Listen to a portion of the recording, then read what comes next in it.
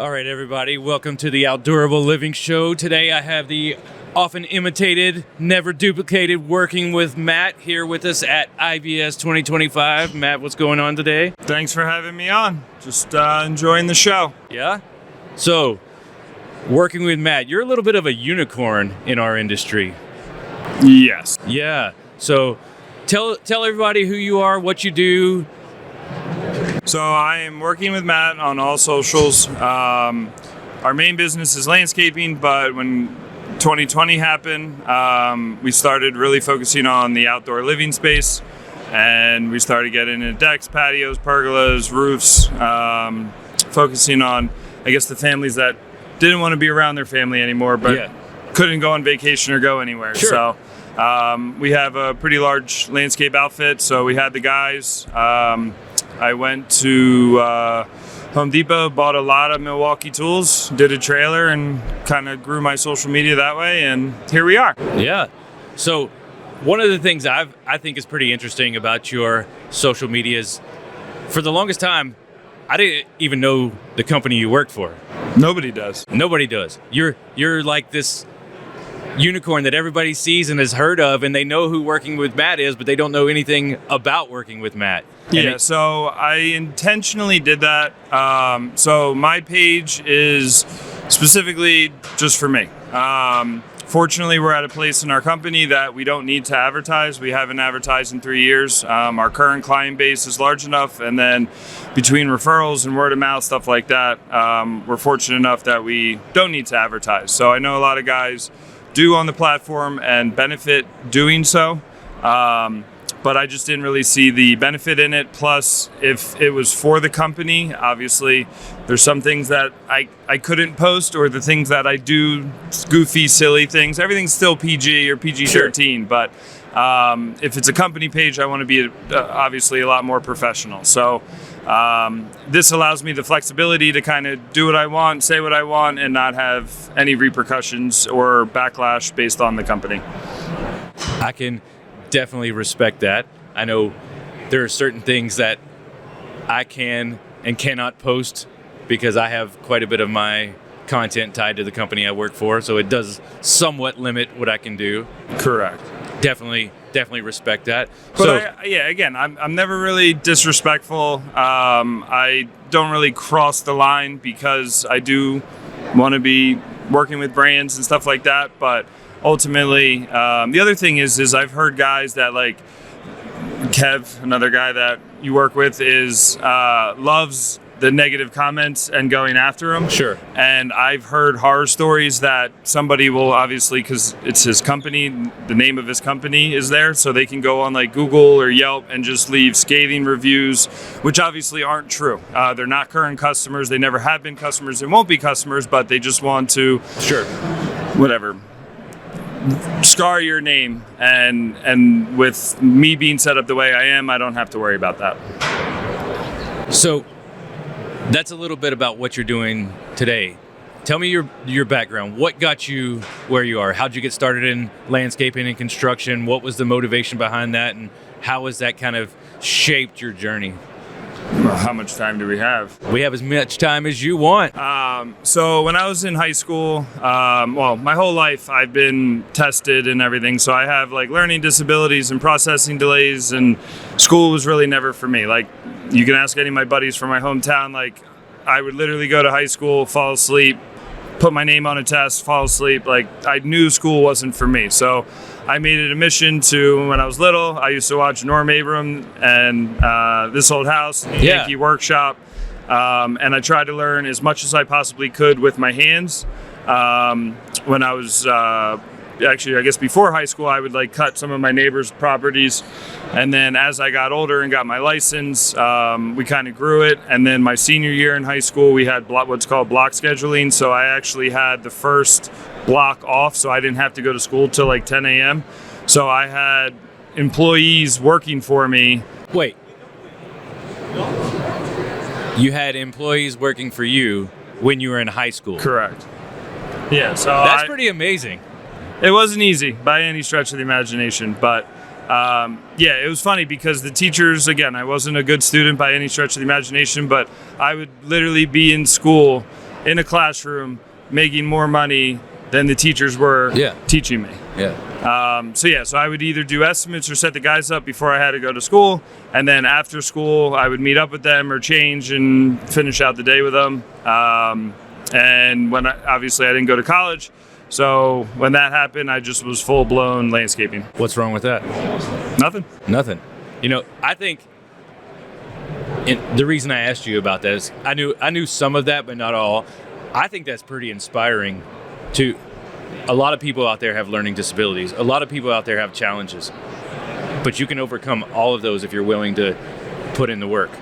Correct. Right? Yeah. So the way I look at it is, I was very good. I knew at an early age college school wasn't for me, and I knew at an early age that certain things would be more difficult for me to comprehend or understand or learn than others that it would come easy to. So what I mean by that is I would circumvent certain ways to figure out or get to the solution of a problem than somebody else that had the bandwidth or the knowledge or the expertise to get it quicker. But you basically have to accept your limitations, know what you're good at, what you're not good at, and then focus on what you're good at, and then hire out or sub out whatever what you're not good at. And there's a difference between making an excuse of what your challenges are and using those to find the alternative that you are good at and exploiting that. Correct. I think too many people in many aspects of business, life, whatever, find those things that they're not good at, and they use that as an excuse to limit their potential versus a motivation to get better at something else. Correct. So I mean, we could go several different ways with it. So obviously you served, my family's in the military, and I had 2 older brothers. So number one, failure wasn't an option. And number 2, it's suck it up and get it done. There is no excuses. Sure. You don't, if you just get it done. I mean, I don't have to explain it to you, but so my whole thing is I could sit back, feel sorry for myself, whatever, and not push through. But 90% of my whole thing is when someone told me I couldn't do something, I would use that as fuel and go full steam ahead. Yeah. Which is good in certain aspects, and absolutely, you need to tread lightly in certain things. But I love that people would basically say you're 17, you can't run a company, or you know what I mean? You're 17, you don't know what you're doing, or you're gonna fail, or whatever. And it's all right, watch me. And here we are 20 years later. I can definitely see the framework of that in what you do today, because there's times where I see what you do on social media. We talk about things and I'm like, bro, you got some big balls to be just going out there and doing these things. And you're like, I don't care. So what if I fail? There's something else. That inspires me to see your willingness to try and fail, knowing that it's not going to stop you.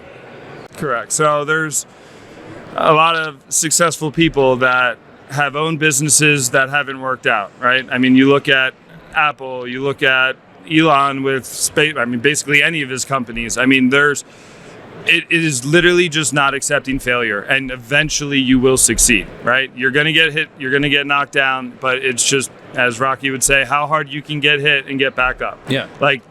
We all have bad days. We all feel sorry for ourselves. We all wish we want to just throw in the towel. But ultimately, there's a lot of guys on social media that will always be oh, must be nice. Because you work with brands, or you get tools, or you have deals, or whatever the case may be. It's dude, we started with 0 followers too, Yeah. But if you put the time in and dedicate yourself, the sky's the limit. Absolutely. Even with learning disabilities and processing delays and whatever. But I think that also is something that you don't shy away from telling people. And I think that's really cool, because a lot of people hide the skeletons in their closet, or the warts on the pig, or whatever you want to call it, right? Mm-hmm. And they put out this persona of, I'm perfect and I know everything. And, it's easy to do that on social media, to hide behind your failures and present this unrealistic persona. And I think it's really cool that you don't do that. So I look at it a couple ways. So obviously, yes, I've never worked for anyone, so I have no formal education in construction or have plumbing, electric, and the 90 other things that I do. But I have the capability, again, I might not be able to read, I might not be able to spell, but like I can look at something and understand like how it was put together, how it needs to be put together, or when I took it apart, how to put it back. You know what I mean? If that's hard to explain, but like, yeah, so I find the enjoyment and in the challenge of, again, back to you can't do that. Well, I'll show you that I can do it. Yeah. It's worked out so far. So, but one other thing, just kind of go back about talking about your failures and everything like that. So I think you were actually on a podcast, and something that you said was, don't quote me on it, but basically when a storm is rolling in, I think the bull and the cow. Yeah. The bull will run towards the store. It's a buffalo. Buffalo. Yeah. So basically, you're good. Like I said, you're gonna fail. Things aren't gonna. You do the full saying, but so shout out to Brad Rooks, my friend that owns Buffalo Mentality. But the buffalo mentality: if there's a storm coming and you have a cow and a buffalo, the cow will run from the storm, and the storm will chase them, and the cow stays in the storm longer. The buffalo turns head on towards the storm, runs face first through the storm, and exits the storm faster than the cow ever would. And it's about facing your challenges, facing your storm, and not running from it and hiding from it. Because if you run from the challenges, you will face those challenges longer. Correct. And ultimately, the thing I love about that analogy is that, like you said, no matter what industry you're in, no matter what you do, whether it's your spouse or your job or a parent, a life, whatever the case may be, there's going to be challenges. And you can try to avoid them, but like you said, you're just going to have to deal with them longer. You're better off just facing it, stop procrastinating, and just get through it. And there's always light at the other side. Yeah. Speaking of challenges, you just did something for the first time that we were involved in together somewhat. You just did your first steel frame. I did. By yourself. By my second story steel frame. Second story. By myself. That is a pretty big feat for most people to take that on. What was that like? Well, so for people that don't know, I'll give you a little backstory. So like I said, 2020, 2021, we started getting into the deck space. So I only have a couple years experience, and I think I speak for most contractors. Once you use a product or you're comfortable with something, you never want to change, because it's like I have my processes down, I know what I'm doing, whatever. So Scott reached out and we had the opportunity to collab on a job, and I even told you yesterday that like I was hesitant. Because again, I've been framing the same way for the last couple of years. Everything's been fine, but I was like, you know what? I need to, again, someone says you can't do something, you got to try it. So I wanted to branch out a little bit, and I am so glad that I did. Yeah. I thought that was pretty cool of you to take that step on your own, by yourself. You did a really cool time-lapse video of the whole process, and you built start to finish a steel frame solo. Correct. Yep.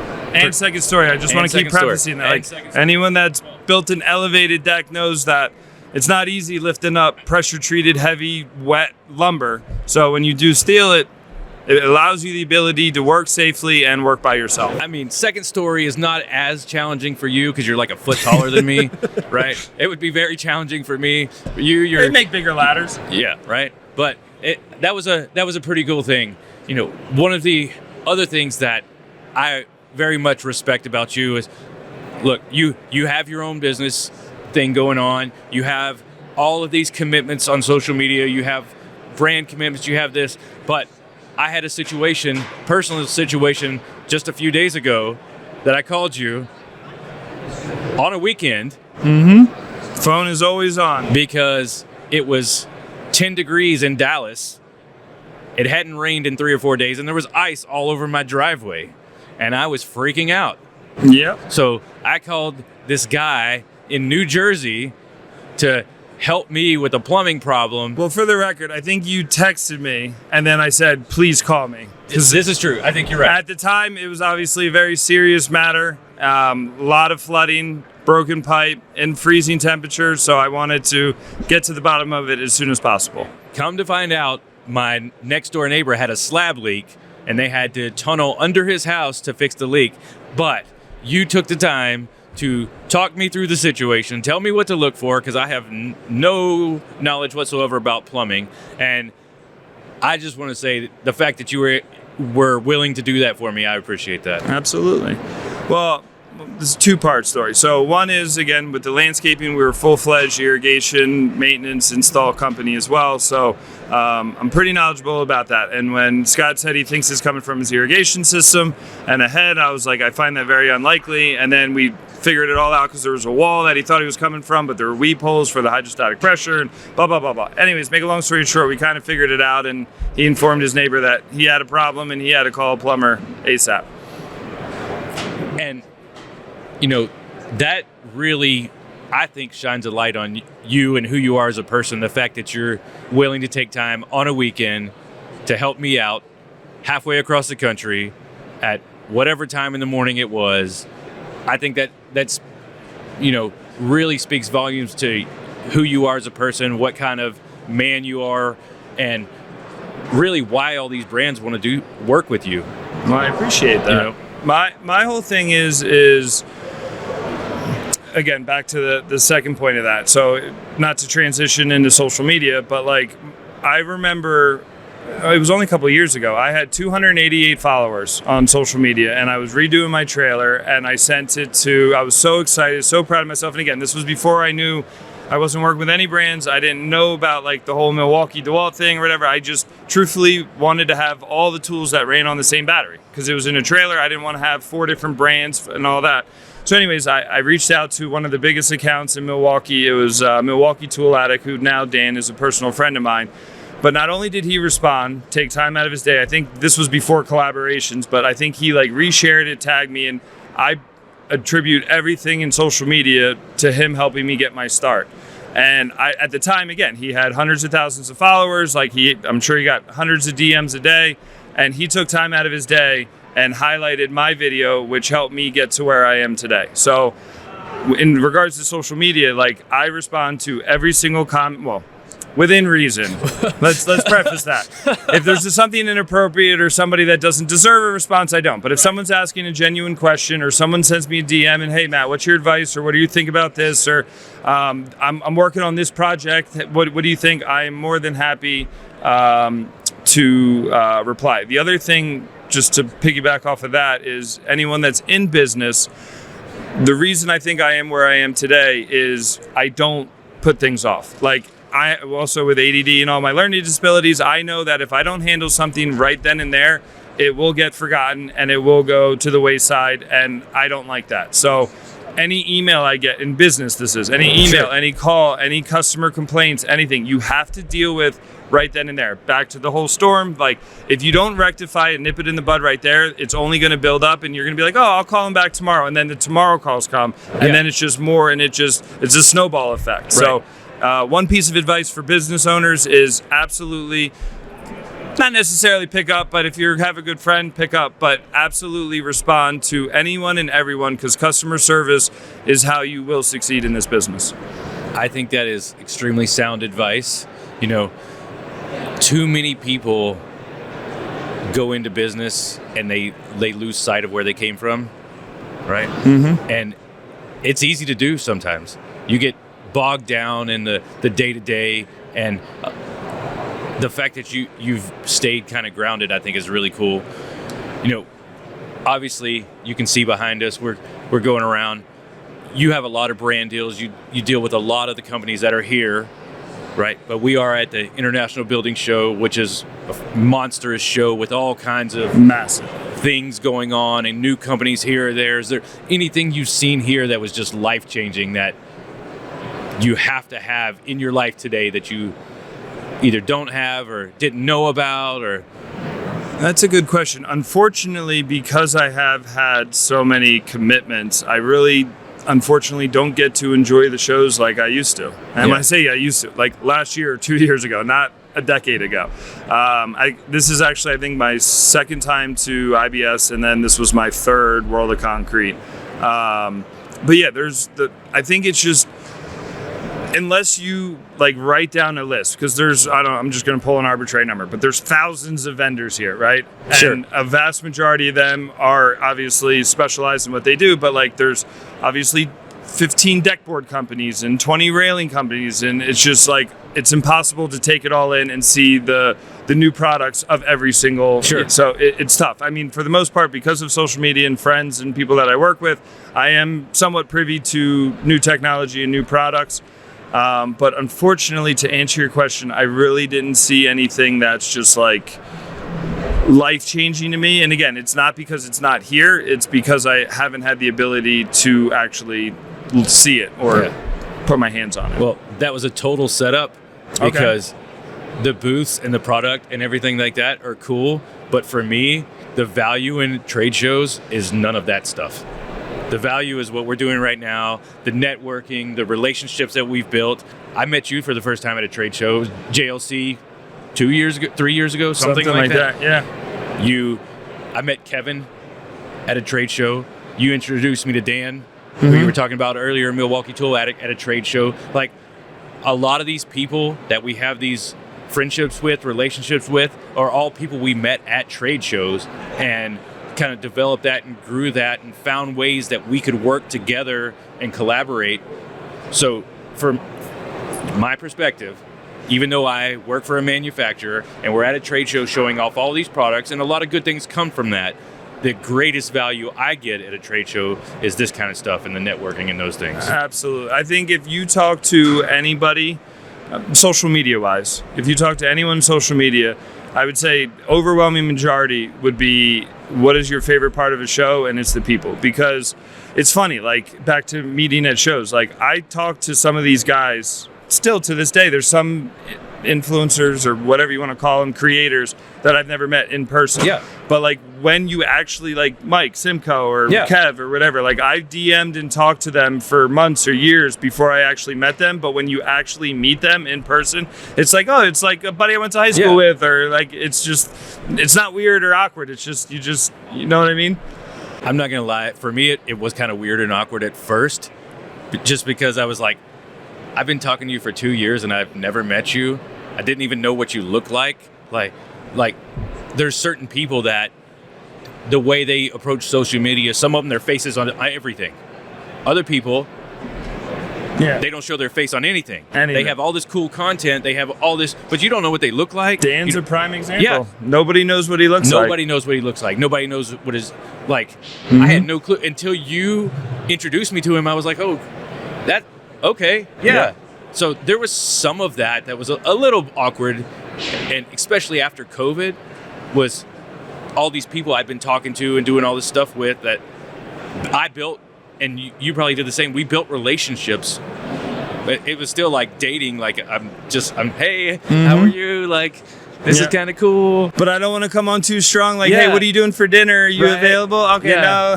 Yeah. So there was a little bit of, but I think. Now it's just been like, hey, it's who we are, right? And, there's, I don't know, maybe a sense of responsibility some of us have, like you said, to those coming up, the younger generations, things like that, of how we carry ourselves and kind of set the example for some of those people of what they should and shouldn't be doing, right? Both personally, professionally. Well, I think there's a couple ways to look at that. So back to meeting people and networking, whatever. So a lot of the opportunities that I've had with brands is based on my personal relationship I've had with other guys that already currently, I mean, case in point, have worked with that brand. So like, I feel like I think I've done okay in business because I'm kind of personable and can pretty much talk about any topic under the sun. And then that leads to other opportunities. Sure. So in that regard, obviously, I did a reel a couple weeks ago that I consider myself an introvert extrovert. Yeah. That like if I'm comfortable, I don't stop talking. But like if I'm in a weird or awkward situation or I don't really know anyone, I'll kind of just stay quiet in the back corner. Yeah. And I think having those relationships and friends to be like, hey Matt, come here. This is so and so, like where I normally wouldn't do that. I would be in the back corner, has now opened up a lot more doors for me. And to your point that I think a vast majority of the guys that are on social media or just in business in general, it's all about creating relationships because, and again, in business, like I have met someone at a golf course or I have met someone at an event or whatever, and they're like, oh, well, I own this. Can you come give us a quote for whatever? Sure. And like, I mean, I think that's true in any line of work, that networking and meeting people and talking will open up all kinds of doors for you. Absolutely. So, when you said you started out with your trailer, you had 228 followers, 288. What was the number you said? 288. 288. Today you're like 2 million something, right? Across just shy of 200,000, at least on Instagram. Yeah, but you're on like 17 other platforms, and slowly growing those. We just started Facebook this year and then YouTube this year, so we're slowly growing those as well. Yeah. And what has that been like, adding these other platforms? Because I know a lot of people that are really big on one or another, and there's different ways to manipulate algorithms, and there's different approaches that people take, and some are successful, some are not. How has that been for you, adding these other platforms? It's a lot of work, and back to what I was saying earlier about there's a lot of guys that are like, oh, it must be nice, and it's ultimately nobody sees behind the scenes. Like, yes, they see me nail something, cool, but like they don't understand, like I had to set up a tripod, or I had to give the guys, or I had to shut the job down for a little bit to be able to film that. And keep in mind, like a vast majority of us aren't working in a studio. Yeah. We're working on a paying client's job, so we have schedules, we have deadlines, we have things that we need to do. So like, it is important for us to get the content, but obviously the contract that we're contractually obligated to get it done by a certain day or start another job so like you can't spend too much time on it. So a vast majority of us film all day, and then when we get home, where most people sit on their couch and have a beer, or put their feet up or whatever, like we're on the computer editing, moving things around, adding music, posting to, like you said, 17 different platforms. Or guys are now starting to get into the long form content with YouTube. It's like hours and hours a day that most people are away from their kids or away from their family or unavailable to do certain things. So it's like you got to find a happy medium. And you guys, the consumers, are just sitting there watching a video, scrolling, not thinking anything of it, not understanding the amount of legwork and work. It's essentially having two full-time jobs. And the more I've been hanging out with you and with Kevin and a few other people, I've started to see how much time and effort goes in to your social media and some of the videos you create and some of the things like that. And I sit back and I'm just like, holy crap, the amount of time and effort some of that takes. Yeah, well, especially when you start doing things for like bigger companies, like a lot of bigger companies don't manage things in-house. They have a third party. Sure. So we have to, film something based on what they wanted. Then we have to send it to the third party. Then it has to get approved through the actual company. And then they're like, oh, well, we didn't like the lighting or this or that. And back to my point, like we're on an actual job site. Yeah. That was 2-3 days ago, a week ago, a month ago. Like I can't recreate that. Like we've already moved on to something else. So it's very stressful, very time consuming to try to appease everybody, do what you need to do, get what you need to done. But obviously, ultimately, first and foremost is get your actual real job done. Sure. One of the things I like most about your social media is that you have a good mix of serious content. You do some really funny things sometimes. You post your screw ups and your failures. You do some bloopers. You have a good mix of everything out there. You see some people, their social media is all this polish and no substance. Mm-hmm. And I think, again, you, Kevin, and a few other people, I think that's one of the coolest things is seeing the screw ups and seeing the funny stuff. And what do you think gets the most traction for you and is the most rewarding to do? It's tough to say. So my personal opinion is, and I think a lot of guys, a lot of creators would agree with me, that when you put a lot of thought and time into something and film it, and like you said, make sure it's polished, make sure it's good, always tank. They never take off. It's the raw, organic, like literally no microphones, no lights, nothing. Take out your phone, film something for 15 seconds, usually do pretty well. So my philosophy is I'm never going to post something that I don't think is cool or interesting, number one. Number two is that, like you said, I do a variety of trades. So I kind of am all over the place. Like obviously Kev focuses on decks, but like he does throw comedy in there and throws a little bit of this and that in there. Where I think, like you said, the polished guys, it's just, truthfully, it gets monotonous. It's like, how many of the same videos, like, yes, it's a different job or whatever, but how many of the same videos can you watch? Like, I think if you don't have substance behind it, you don't have like an underlying story behind it. And that's where I think, back to your point about showing that we are just normal people. We're normal contractors, that we screw up, we forget measurements, we have mistakes, there's miscommunications, there's screw ups on the jobs, whatever the case may be. And I think that if you show that, I think other people resonate with that. And I think, at least on Instagram, like if someone can relate to something or think something's funny or is educational and something they could use on their job or think is cool or a new product or tool, whatever, they'll share it. And I think what helps Instagram's algorithm is the more shares you have, the more reach it will get and the bigger the video will become. Yeah. And I think, I'm trying to remember who exactly it was. I think it was Tony Hollywood. Mm-hmm. He was one of the first ones that I saw that was posting some of the bloopers and the funny stuff and the screw ups first. And I was like, I would just sit there and laugh a lot. And that's what I enjoy, is what's, obviously I work in the industry. I have some insight. I see, but I want to see the funny stuff. That's because if I'm having a shitty day and everything went sideways, I want something to laugh at. I absolutely. Actually, not to bring it full circle, but the first the first and only steel deck that I did with Fortress, I did a video that I was talking about installing the rim or something like that, and I was obviously by myself. I set up a tripod, and I am self-deprecating. Like, I will literally make fun of myself to myself, and especially when you're working by yourself, you have no one to talk to, no one to goof off with. So like, I'm literally sitting there like, that's stupid. How many times are you gonna do this? And like, it was like 15 takes, and I'm like, finally, Matt, you finally could put a sentence together.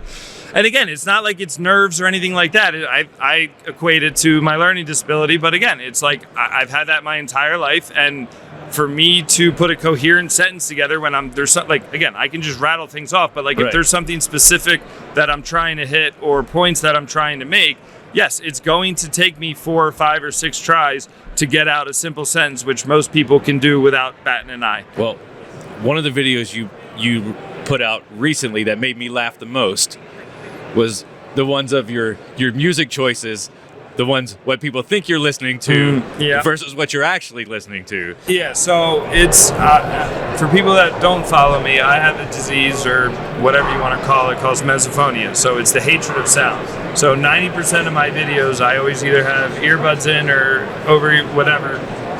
So I did a video, I've done several over the years, but basically that, like, I mostly listen to EDM, and I'm goofy and silly and dancing and all that kind of stuff, but most people probably assume that I'm listening to like hard rock, country, whatever, but I'm kind of just a goofball. But that the one video, the customer wasn't home, and I was listening because I had Spanish guys working with me. We were listening to their Aventura or their reggaeton or whatever. I'm like, you know what, it's time to listen to some of my music, and I had some EDM blasting a little bit and had some fun. But I thought that was funny.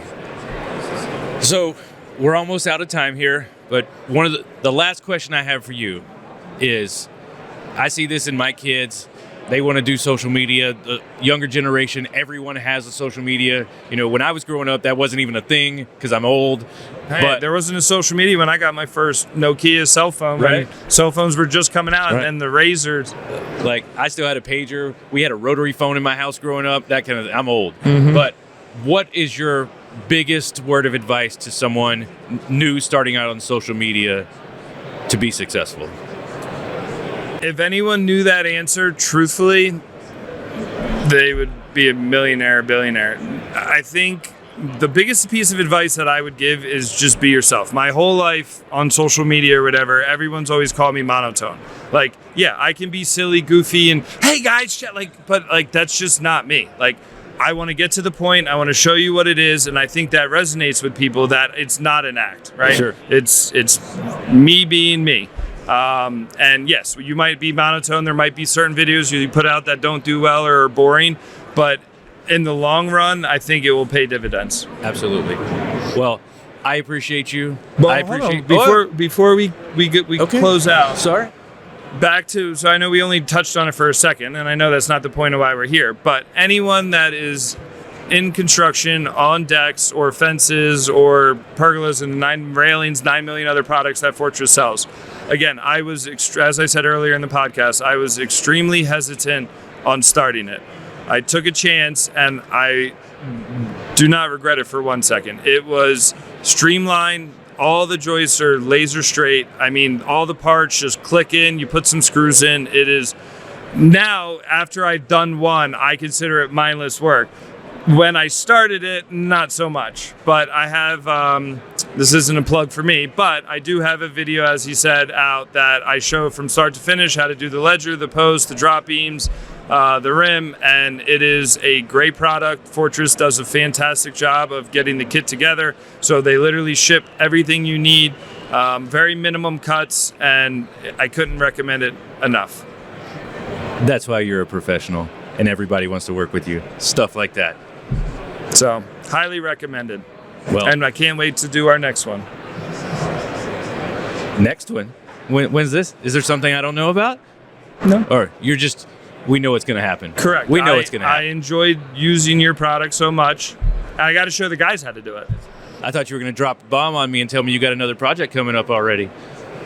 It's winter, baby. We don't have anything on the docket right now. It's okay. When March comes around and we start getting back in the swing of things in January, middle of December, January, February, I'm off. My brain is shut off from work, and just once March 1st hits, it's 7 days a week, 12, 14, 18-hour days. So For sure. hit me up in March and we'll talk. Okay, we'll talk.